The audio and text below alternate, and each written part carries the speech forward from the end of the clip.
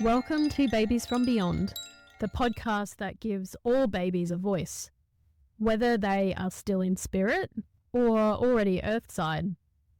I'm Lauren Dionysius, a former registered NICU nurse turned baby soul communicator, and I'm here to share the wisdom of today's babies to guide you on your motherhood journey.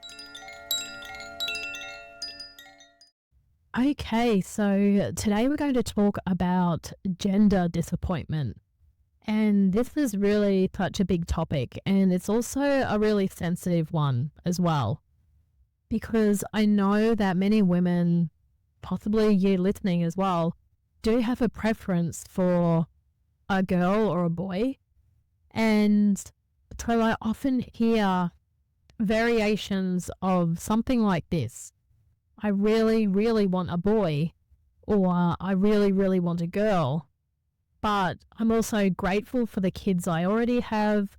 I mean, I already have X number of children, and I know others haven't been able to conceive, so I don't want to seem ungrateful for that, because I'm not. I am grateful for the children that I do have, and I know that whoever comes next, I'll love them regardless, but I do want a boy, or I really want that girl.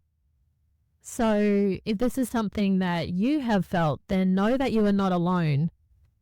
And I'm also not going to judge you at all for any of these feelings that you're having, but I do want to dive deeper.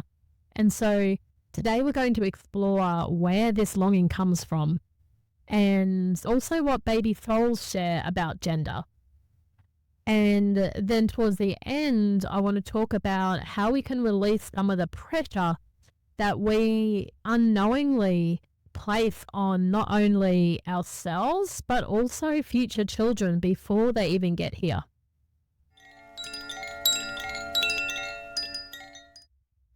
So, oh my God, I have so many stories I can share around this. The couple who had 2 boys, earthside, and decided to try one more time because they really wanted a girl, and ended up having not only another boy, but triplet boys. So they went from 2 boys to 5 boys, which to me just seems like a cruel cosmic joke, to be honest. And then there was the woman who already had 1 boy and wanted another girl, because this was her own upbringing. She had a brother, and she was familiar with those dynamics, of those sibling dynamics. And she also wanted her kids to have the experience that she had, because she loved having a brother. And then there was the woman I remember who had 2 girls and really wanted a boy to help balance the testosterone in the household. But she ended up having a 3rd girl, and then a couple of years after that, she had a 4th girl. So gender disappointment is real. I want to be really clear about that.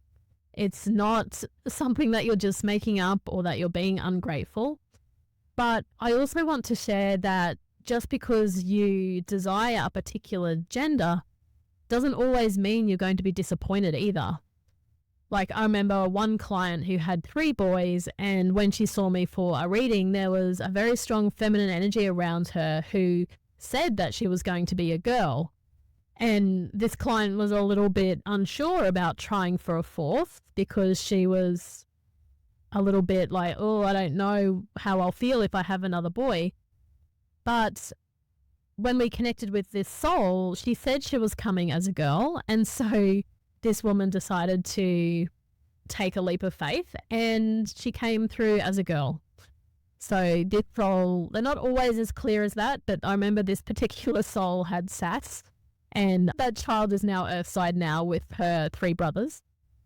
I remember another woman who had 1 boy and really wanted a girl, again for balance in their household, and sure enough, a baby girl came to her. So I think this shows that desiring a particular gender is not wrong. I just don't know who gets what they want and who doesn't. But what I have noticed, and that I want to share today, is that it goes deeper than that. It goes beyond this. So my first question to you is, if this is you and you are thinking of trying for another baby, but you do have a particular gender in mind, firstly, where does that desire come from for a particular sex? Say you really want a boy or you really want a girl for whatever reason. Where does that come from? Like, what's driving that? What's behind that? Are you being influenced by family or friends or society? Because society seems to think that, we should have one of each, essentially, or two of each, or it should be equal or balanced in some way. Or does this desire or this longing for a particular sex come from your own family experiences? We can often project onto our babies what we didn't have. So perhaps you had 3 sisters and you always wanted a brother. Or perhaps you had a really difficult relationship with one of your parents, and so you want to do it different this time, and you want to give your child essentially what you didn't get to have. Now, again, like, no judgment here. We're all human, right? And we all have unfulfilled desires that we want that haven't been fulfilled. And these can be around relationships or different dynamics. And as I mentioned, around experiences that we didn't get to have for whatever reason. But this is where I want to highlight the power, but also the problems of having expectations. So what's the expectation behind the gender that you want? Especially if you've got some idea now around what's fueling you, or what's the desire that you have related to a particular biological sex. Because there's often an expectation attached to that. For example, one I hear quite often is, if I have a daughter, then we'll be close. Or if I have a son, he'll be protective of me. He can look after me when I'm older. Now, sometimes we need to do a bit of digging to get to these expectations, but they're always there somewhere. And I want to say, though, that the problem is not the expectation itself. The problem is the unconscious expectations here. It's not that we have expectations. We are all human and we all have expectations about everything and everyone, if we're really honest. But I want to highlight the word unconscious here, because I don't think we can just stop having expectations. Well, at least I haven't figured that bit out yet. But what we can do is we can become more aware of the expectations that we do have. We can see what's driving us. We can see how they may even influence our emotions and how we feel, and also the decisions we make and the actions we take as well. If we have a particular expectation, then we can be really honest with ourselves and ask yourself, like, why do I want that boy, or why do I want that girl?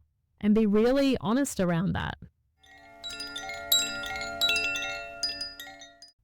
Another thing I want to highlight around gender disappointment is we have these different beliefs in society. Now, this isn't an exhaustive list. I'm not going to be able to cover all of them, but there's ones that do really stand out for me. And society has this belief that we need both boys and girls in a family.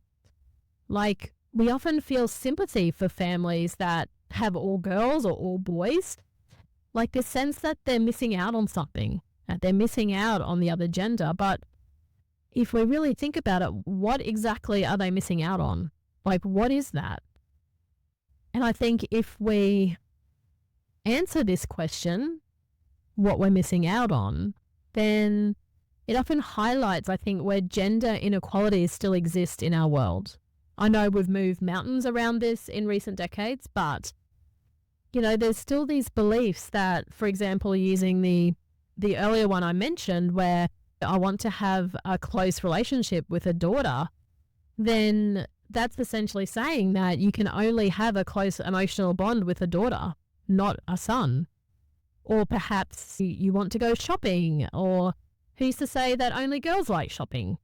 common gender inequalities that I still hear are, well, boys are just easier than girls. Or I've heard the opposite as well. I think it depends on who you talk to.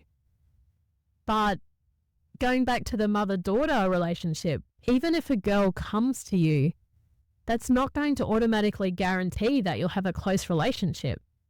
You could have a really fiery, tumultuous, volatile relationship, which could cause even more grief than whatever is driving your desire to have that mother-daughter relationship in the first place. And that's because, again, I can only speak from my experience and the souls I've worked with and connected with, is that the connection and these dynamics depends not on the biological sex. In most cases, it can in some. It depends more on the soul contracts and the agreements and what you're here to learn and what your baby soul is here to learn and explore as well, which are not always related to gender or don't require even a specific gender.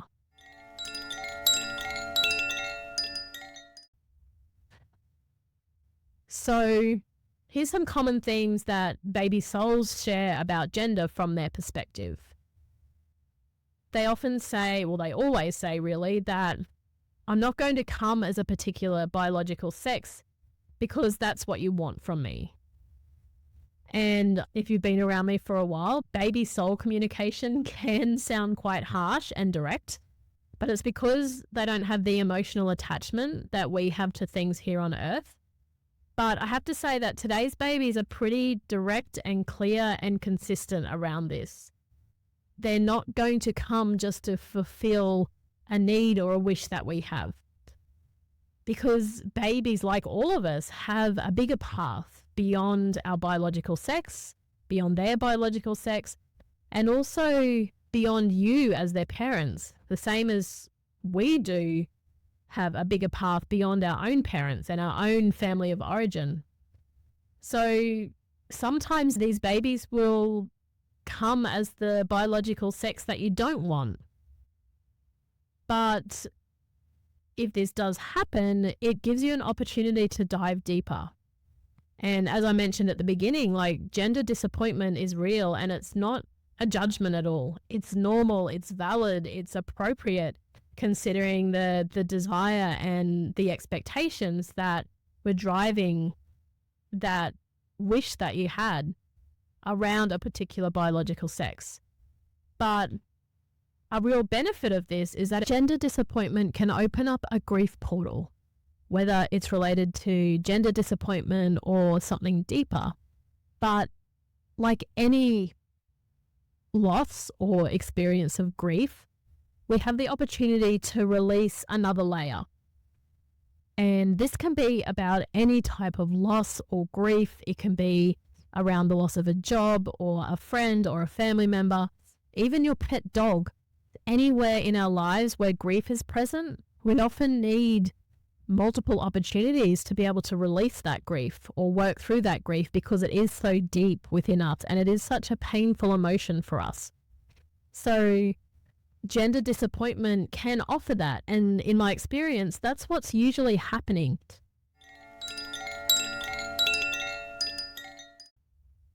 When you experience gender disappointment, yes, there is that disappointment there, but it's often the grief that you're feeling or that disappointment can also be feelings that are completely unrelated to conception and parenthood and having a baby.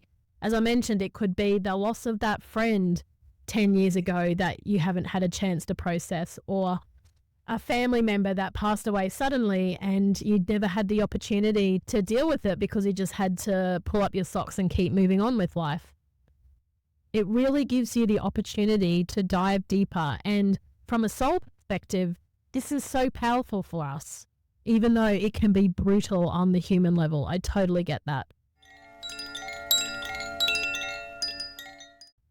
Another thing that babies share around gender is a word of, I don't want to say a word of caution because that feels like fear, but there's this sense of, how do I say it? This sense of awareness or an opportunity for awareness is maybe a better way of saying it. Because what they say is that when we start their life by projecting a want or an expectation onto them, we're already loading them up with conditions. Even if they're completely unconscious, even if they come from a good place, even though we don't mean anything by it. But from a baby's soul perspective, it makes them feel judged as right or wrong before they even get here. And babies pick up on this. And sometimes when I read the energy of children, preconception, absolutely, but also those children who are already here on earth and say they came as a girl and their parents were hoping for a boy, they already have that imprint on them in their energy that they've been judged, that they're wrong from the get-go. And they really pick up on this. It doesn't always have a huge impact on them, but for some babies it can, depending on their energy, their journey, all of these things.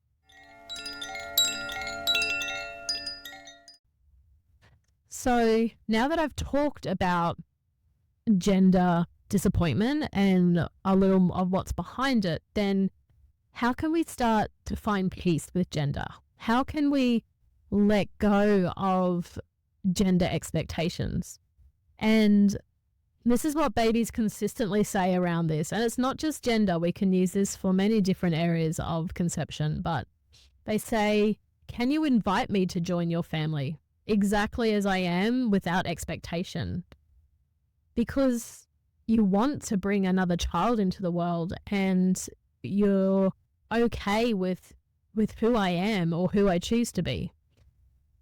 And can you trust that I have already chosen you and that you have already chosen me too, on a soul level, which didn't have any rules? And that's because gender is a human construct. It's something that does not come from the soul. We'll say unless there is a specific soul contract or some deep karmic imprint that requires a particular biological sex to come through. So I know that's like quite a hardcore theme there, but for example, say you and another soul have some unfinished business from a previous life. For example, maybe it was a mother-daughter relationship that was really challenging and very frustrating in many ways and was really quite traumatic. And so you and this soul decide to return to this life or return in the next life. And sometimes whoever was the daughter will come back as the mother and the mother will come back as the daughter. So it can still be the same biological sex as a previous life, but they can come back in different roles. But this is an example of something that's like an old relationship that was unfinished or imbalanced in some way, and that it would be of benefit for both you and this soul if you both incarnate into the same biological sex in this life as that life. So that's one example of a deeper karmic reason. Or perhaps, again, they're often past life related when karma is involved. Not always, but it can be. So perhaps, again, a previous life with another soul that was cut short for some reason. And there's a need or a reason or a purpose around picking up where you left off, because there's a sense of not being able to fulfill in that particular relationship dynamic what was beneficial for both of your souls. So you both choose to come back into this life, into the same biological sexes, to be able to pick up where you left off. But these are very specific examples and they're very unique to souls. So your soul and your baby's soul journeys may have these karmic influences as well. So it's a little bit hard to generalize around this. But I also believe that all is not lost. I also don't believe that we are robots that just get what we're given. I do believe that you can absolutely ask for a particular biological sex. But I think before you do, getting really clear on the why behind it, like why do you want a particular biological sex for your next child, and being really honest around that and being able to really feel into that and be able to want that, not just for you or because someone said so or it makes sense or you've already got 3 boys. But if you can tune into the energy, or an energy that is pure and authentic and also for their highest good as well, then I think it's absolutely possible. You know, because souls are here. We're all here to grow, to learn, to feel, to find balance, to explore, and also to heal and nurture and change old patterns as well. So you can always ask for this. You may want to explore the mother-daughter relationship, not only for you because of your own experience in this life with your own mother, but because you'd really love the opportunity to do things differently this time, to learn new ways of being, to not perhaps do what your mother did and your mother's mother and her mother's mother before that did. So you can absolutely ask that. And by doing so, you can ask if there's a soul in spirit who's willing to help you with that, who would also really benefit by coming to Earth and having that experience with you. So this isn't about ignoring your feelings. It's not about feeling bad or guilty, because your feelings are valid. Feel them, explore them, see what's behind them. But most importantly, be really honest with yourself. And also be gentle with what you find in there. Often they're hidden or covered up for a reason, right? So don't judge yourself for how you feel. But as a baby step, or perhaps a not so baby step, can you start to take the pressure off? Taking the pressure off yourself, off your babies, and also off the belief that one gender holds something that the other does not for you. Okay, that was a big one. I felt a lot of energy coming through this episode as I was recording it.